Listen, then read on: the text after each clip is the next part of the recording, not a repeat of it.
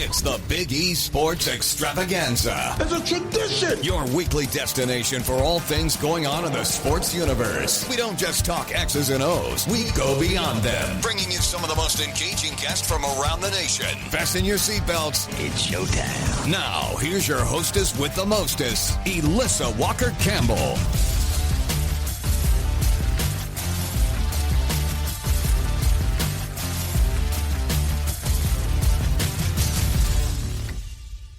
Elissa Walker Campbell, welcome back to the Big E Sports Show. Many different ways to connect. Join us on social media at X, at eRadioSports, eRadioSports.com, YouTube, and many different platforms. Well, he is one of the most iconic voices in the history of sports broadcasting, a man who has called everything from buzzer beaters to Super Bowls with a career spanning over 5 decades. Dick Stockton has been the soundtrack to some of the sport's greatest moments. And today, in an exclusive interview, we will reflect on the legendary broadcaster's remarkable journey, the stories behind the mic, and the legacy he continues to build even in retirement. It's a conversation you don't want to miss. We are delighted to have with us on our program, and that is the great Dick Stockton. Hi, Dick. Thank you for joining us.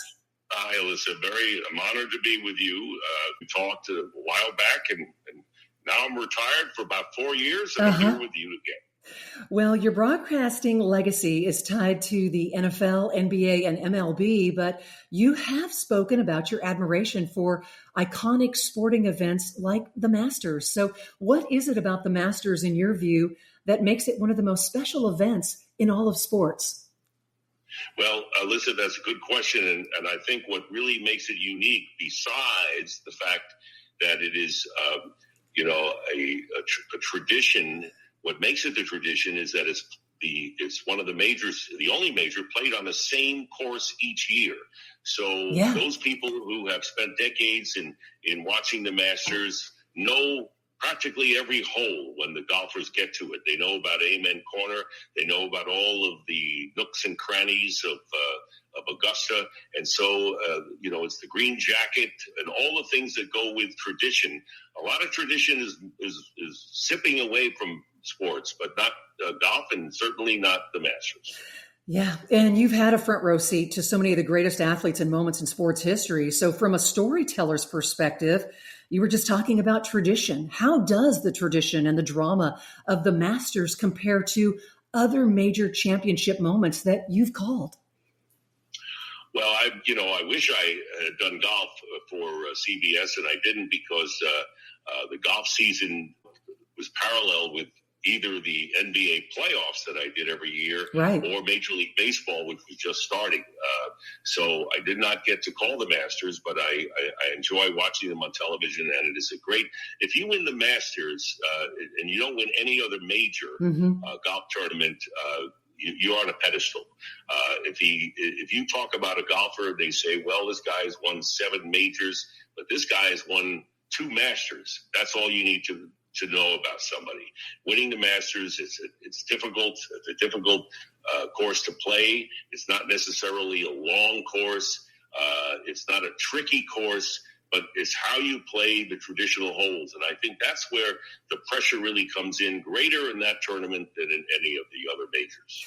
Well, the 89th Masters is underway. And here, Dick, you have spent your career around some of the greatest competitors in sports history. And I just have to wonder, when you look at golfers like Scottie Scheffler and the Rory McIlroys, what stands out to you about their mentality and how they handle the pressure of major championships like the Masters? Well, that's a good question, and only they know that. But I know that they have to just deal with the present and can't let things get into their heads. Now, you bring up a very interesting thing. The Masters, Scottie Scheffler has been really the top golfer today, but everyone always looks at Rory McIlroy, and wherever he's teeing off and however he's doing, they say, well, here's how Rory McIlroy is doing. He is in a tremendous slump when it comes to winning majors. And I see in McIlroy, and we're talking about the mental aspect of it, pressure, something always gets to him. in the final round. He can win any tournament. He can win 20 golf tournaments a year, and he can contend for the Masters, and he can get a low score in the first round or even the second round, whatever. But when you get to the last round, something happens to Rory McIlroy, who pound for pound may be the best golfer there is around now. Something happens with him, and he just doesn't handle it the way he should, because he should be winning more.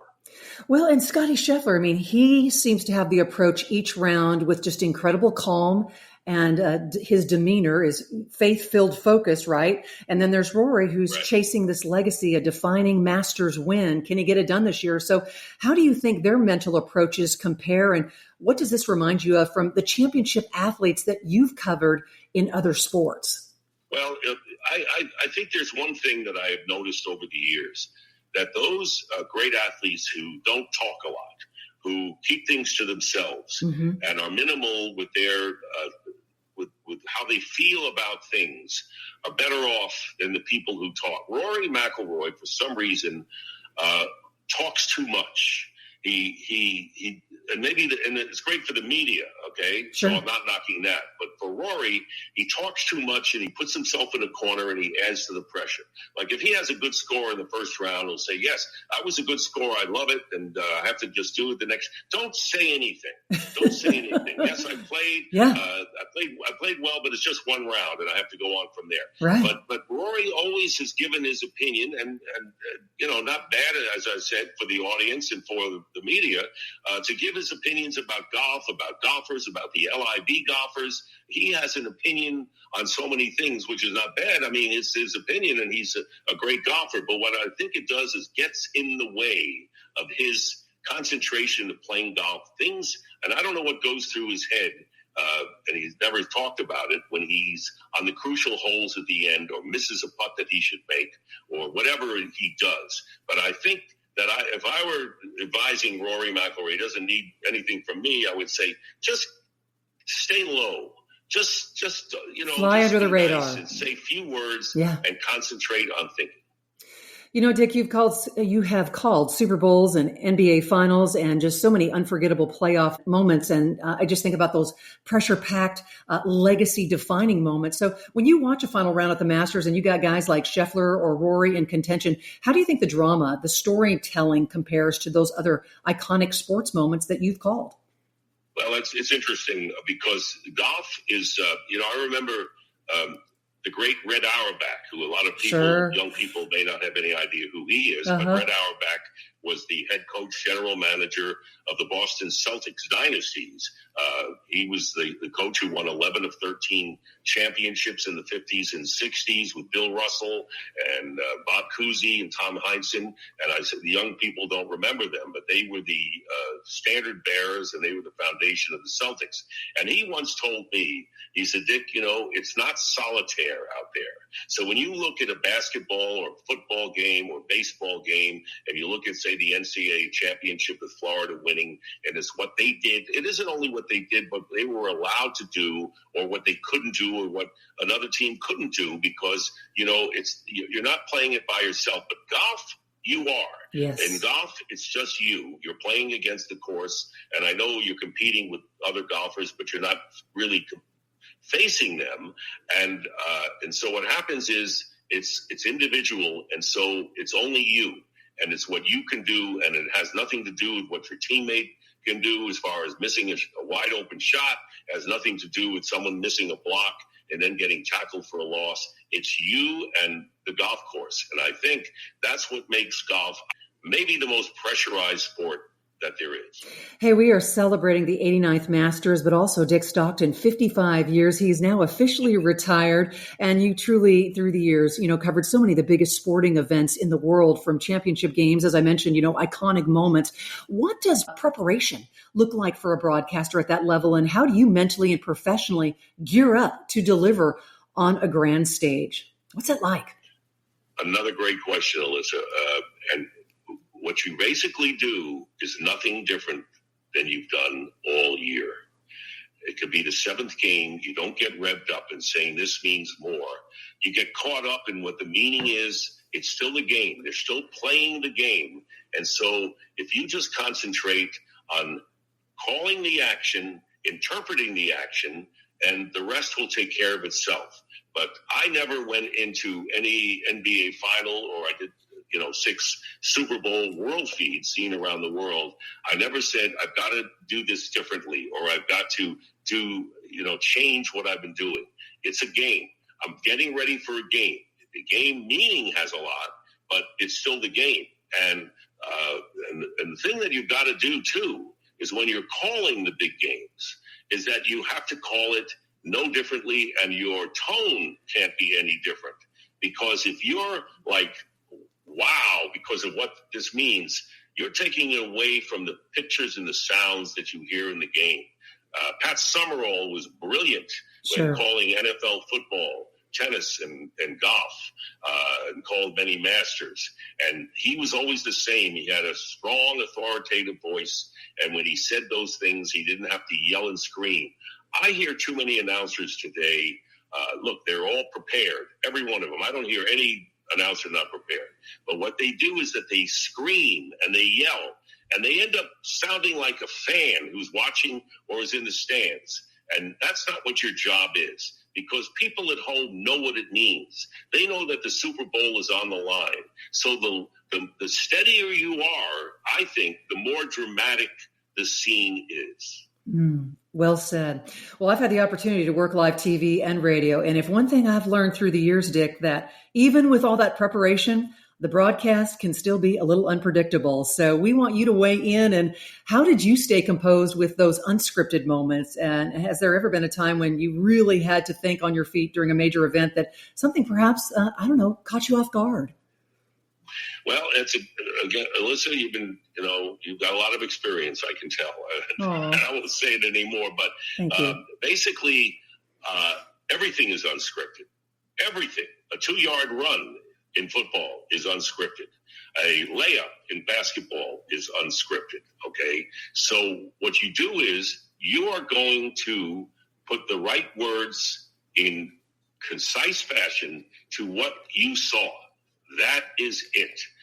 There is nothing, if there's something crazy, like say the Immaculate Reception, many people may not remember that, but that was the Pittsburgh Steelers and the Oakland Raiders. Franco Harris, it was the playoff game way back in the 70s when the Bradshaw threw a pass that deflected off of Frenchie Fuqua, the fullback, and bounced right into the hands of Harris, and Harris rumbled into the end zone for a touchdown. Well, if you just call what you see, that's all you are supposed to do.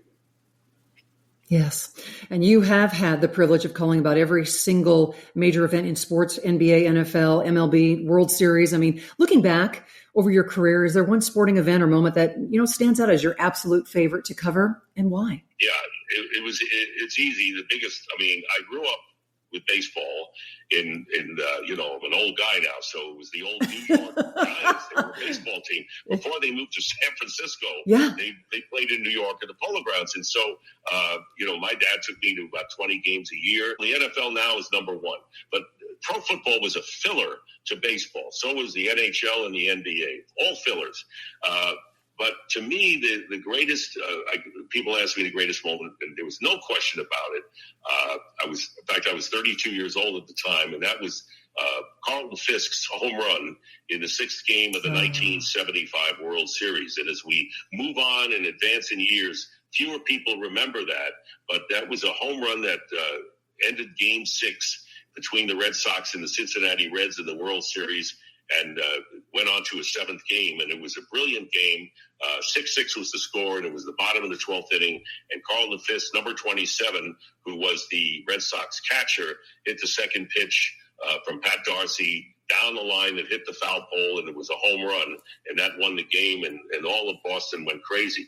And basically the way I call that is that I said, if it stays fair, and I said home run, and I did not say another word for 40 seconds as he rounded the bases, because we let the organ music and the fans scream and the pictures tell the story. Yeah. And then when he got into the dugout, I said, there will be a 7th game to this World Series. But I think what made that special was the great shot from the scoreboard in left field at Fenway Park to Fisk, who was jumping and dancing and waving his arms, trying to wave the ball fair. And that was an iconic picture. And that was a situation in which the picture was more important than anything. There are no words, by the way, from any broadcaster who can match the pictures and the sounds that you see on television. Radio, of course, is a different story. Well, we are starting to wind down our time with the great Dick Stockton and our program. We are actually based right out of Houston. And for someone who has called some of the most unforgettable college basketball games, what were your thoughts on this year's men's NCAA championship? Houston came up short after a strong season. And just how tough is it for a team to carry that kind of pressure? Especially, I mean, you got the Final Four so close to home right there in San Antonio. Well, Billie Jean King said it best. Pressure is a privilege. So if you embrace pressure, Amen. You're not awed by that. You're not taken by that. You're not worried about that. Pressure is a privilege. You have the privilege of having the pressure of playing in a championship game. I thought at the Final Four, the rest of the tournament was kind of ho-hum because we didn't have the shocking upsets, the Cinderellas in the tournament. We had very few, if any, buzzer beaters. But then we got to the Final Four with the 4 number 1 seeds. And what marked that was the fact that the team that took hold early and controlled the game early for even into the second half ended up on the short end because they all of a sudden did not defend well and didn't shoot well, didn't rebound well, and the other team did. And that's what happened when Houston defeated Duke, and that's what happened when Florida beat Auburn, and that was exactly what happened in the NCAA championship game, where it looked as if the Houston Cougars were going to win their first, and Florida came back to win in a great game. It never fails to impress the March Madness, and this one didn't either. For sure. Well, while we have you on the program, we definitely want to ask you a timely question that touches on the evolving landscape of men's college basketball, just the dramatic changes that have taken place over the years with the transfer portal, NIL deals, players coming and going faster than ever. I mean, Dick, how do you see the current state of the game, and do you think it's helping or hurting the sport long term? It's bad. It's bad. It's why Nick Saban retired as football coach at Alabama. It's why Tony Bennett retired as a great coach at Virginia. Yep. It's a bad thing because now what's happening is that a kid coming out of high school is not going to pick a college because of maybe where it is or their tradition, or maybe I'll get a degree and do something after my career is over. How much money are they going to pay me? And that is really a distasteful thing to me. And it marks what college basketball and football has become. And I've always said, and I said to everyone who's talked about that, look, when you watch the games on television, you don't know how much they're getting paid. It's the entertainment, and you're enjoying the game. So the NIL and the transfer portal does not affect the average fan watching the game. They're watching Houston played Florida in the championship game. They don't know what's going on with who may transfer and who may not. But it doesn't. But inside the sport, it's a dangerous thing. Because of the fact that kids now, it's how much money are you going to pay me? Not I want to become better. I want to get paid more money. And I also think, and I'll just add this before we run out of time, with all of the sponsorship of the betting, the FanDuel, and the DraftKings and all that, I think it's what sports used to be. The integrity of the sport was everything.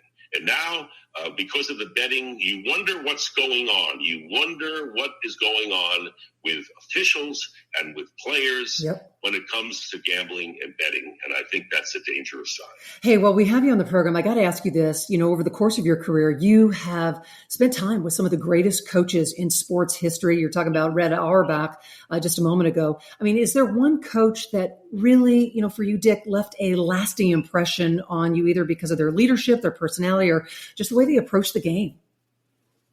Well, one guy in college basketball was Tom Izzo, okay? Oh, yeah. Who went to the Elite Eight this year with Michigan State. And I've always liked him. And I think that Tom Izzo transcends the sport of basketball. And quickly, I was at the Final Four in Indianapolis when Michigan State lost in the semifinals. And he came back to the hotel because we were at the same hotel. And the lobby was mobbed with Michigan State fans who were getting cocktails and just, talking. And he came in with his wife. in the middle of the group. Uh-huh. This is a half hour he did? After the game was over. Uh-huh. And with his jacket over his shoulder. And he talked to as many fans that wanted to see it. I told him, I said, Tom, you transcend sports. You transcend basketball. And that's what's great. And, now I have to think about, other sports, because a lot of names are coming in mind. I think Tony La Russa was a unique baseball manager who won, I think, 3 World Series. But his approach was unique. I mentioned Tom Izzo. In the NBA, there were many good ones as well, and it would take me a while to. But I think of the coaches more than the players, by the way. I mean, the players came and went, Elissa, but the coaches who were able to handle the winning and were able to handle running a team, were the best that stuck out. Well, and Dick, we've seen Rick Pitino's coaching journey from the championship highs to the career challenges. So what are your thoughts on his return to college basketball in the impact, it was profound, that he had at St. John's? Yeah, I think Rick Pitino, and I'm just talking about the coach, I'm not talking about the man. Correct. Okay? Yes. I'm talking about the coach. Is the best coach going now in college basketball. And I don't know who's in second place. I think Pitino's the great. What he has done, I mean, you can talk about 6 teams to the NCAA tournament and a lot of teams to the Final Four and championship games. And I think Rick Pitino in taking, Iona to the tournament. Here he's taken St. John's University, which is a recruiting problem, which has had a recruiting problem. Now, they have a big money man, so this money man is going to put millions into the pockets of people, but people want to play for Rick Pitino, and Pitino has the knack. And then when we talk about coaches, I forgot to mention Bill Belichick, who was the greatest, Yes. Coach of all time in the NFL, of a series of great coaches. They say, well, he had Tom Brady. Well, there are 10 other guys playing on the team with Tom Brady, linemen, defensive people. So it's not Tom Brady just going out there. Somebody had to devise the plan. Belichick is a great coach, and he had that ability. So I think Belichick, but Rick Pitino, glad you brought him up, is the best coach. If I needed a game, to win right now, it would be Rick Pitino. Well, and weigh in on his ability to reinvent himself and still connect with today's players. I just think that's remarkable. I mean, in your opinion, what makes him such a resilient and effective leader, even after all of these years in the game? How does he do it?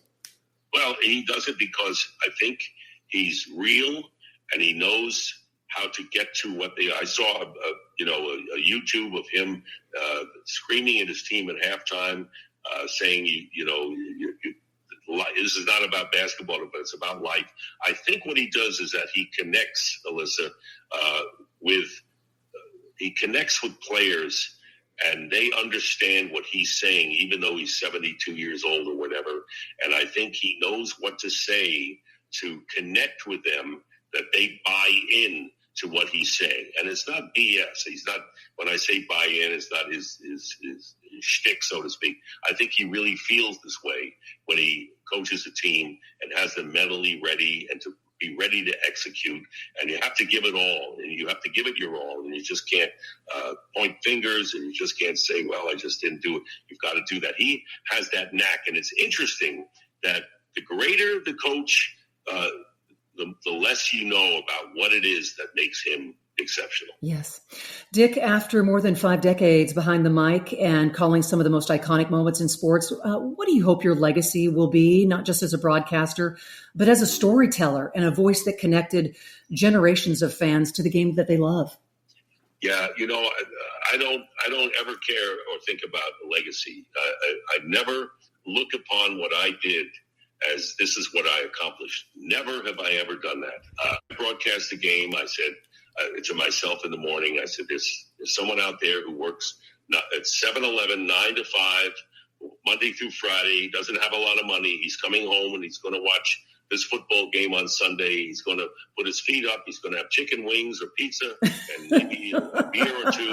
And he wants to see the game. And all I want to do is enhance his enjoyment of watching the game without getting in the way. And that's what I wanted to do every week. But I never cared about legacy. I didn't want to announce my retirement a year before so everyone would give me this farewell. It never meant anything to me. And there are other announcers, by the way. There are play-by-play announcers out there, such as Brian Anderson and Dave Pash, who are humble people. Yes. And Kevin Harlan is another. Sean McDonough is another, who are not concerned with what they've accomplished. And so, thank you for bringing it up.